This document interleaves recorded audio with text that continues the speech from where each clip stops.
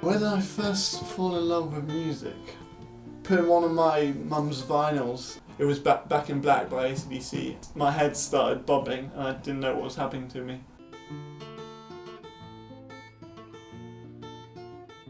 The first instrument I started playing, it was just a classical guitar, and I remember just doing chords on end. Obviously I enjoy music in lots of different ways. I always liked to play instruments and just pick things up and just try to make a noise with them.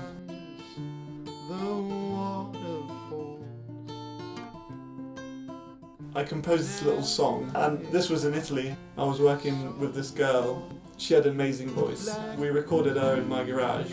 There was this moment where it kind of all gelled together. It's a mix of adrenaline and happiness, because when you create something and you realise something new, you're kind of a bit astonished that that came from yourself.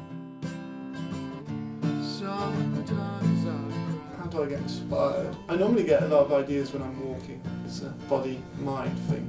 Your mind starts, going in different directions, and you suddenly get all these great ideas that you wouldn't get just sitting crouched in your little chair at home.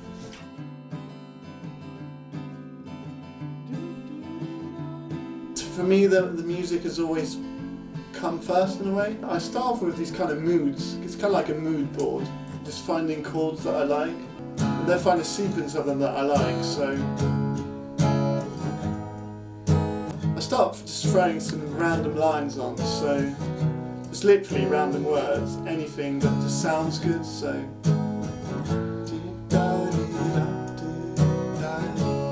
I think the average listener is hit much harder by the music, and then later the listener starts getting into the words, and if these two combine, it's just a perfect song. Just putting all your fears, your ideas, your view on life just out there. It kind of puts you in a delicate position. That's why a lot of people are kind of afraid of releasing their works, and they're very self-conscious. But you are who you are, and your art is a very unique thing to yourself. The moment in which someone listens to my song, that's when the song completes for me. I just want to bring people into different places, just invite them into my mind for a couple of minutes. It's more about, my kind of emotions and what I go through.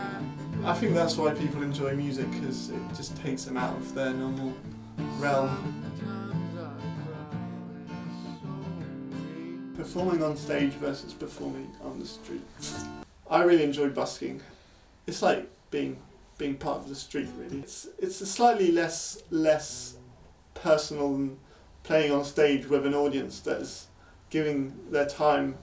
I like the street performance just because it's slightly more informal, and you can touch people that maybe don't even enjoy music or were having a really bad day, and just smile. It's just a smile of someone that you've never met or you don't know, that was just happened to walk by, and you just maybe did a song they liked, maybe they liked your singing or your presence, and they just gave you a smile, and that's always great. Yeah, I perfectly agree with people asking for money while busking. It's not like you're forcing people. If people enjoy your stuff, why not? You're just saying, hey, I'm putting out some good music. If you guys want to, give something back, I would love to, buy some food with this money, for example. Sometimes, people consider the arts a kind of, thing. People can just eat art. You can just pay the rent with some art, or buy a coffee with some art. Well, you can't. This is kind of embedded in the culture that art's just a thing you do because you love it. And yeah, of course we do because we love it, but we also would like to live off it. I think, we're giving people pleasure. A lot of things that cost money give people, people pay a lot of money for pleasure. So alcohol, you pay. You go to the theatre, you pay. You go to the cinema, you pay. So we're giving, we're giving emotions to people, we're giving pleasure. So I think it's right that, we get compensated in a way for that. If you enjoy music, you want to make a living out of it, you're going to do it no matter what, basically, if you enjoy it enough. If you're, for example, a singer, and you take you take lessons, vocal training, coach and all that, it will definitely help. But ultimately it's going to be yourself that's going to teach the most of what you do. Once you learn how to self-teach, that's the most crucial weapon in your favour in a way. It's not a weapon, but it's something that, you know, can help you much more than any tutor or any amount of time you pay for. If you're naturally a curious person, I think it's easier to learn, just because you want to experiment and you want to put yourself in situations that you haven't been before. It's about learning how to learn, really.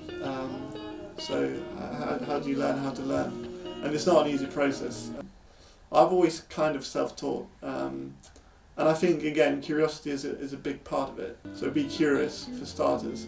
Second, I would say just go for it. So don't be taken back by any sort of, you know, or am I going to do this wrong? Or so I have a lot of friends that you know, are very scared of doing something wrong, and they don't do it. And by not doing it, it's the worst thing you can do.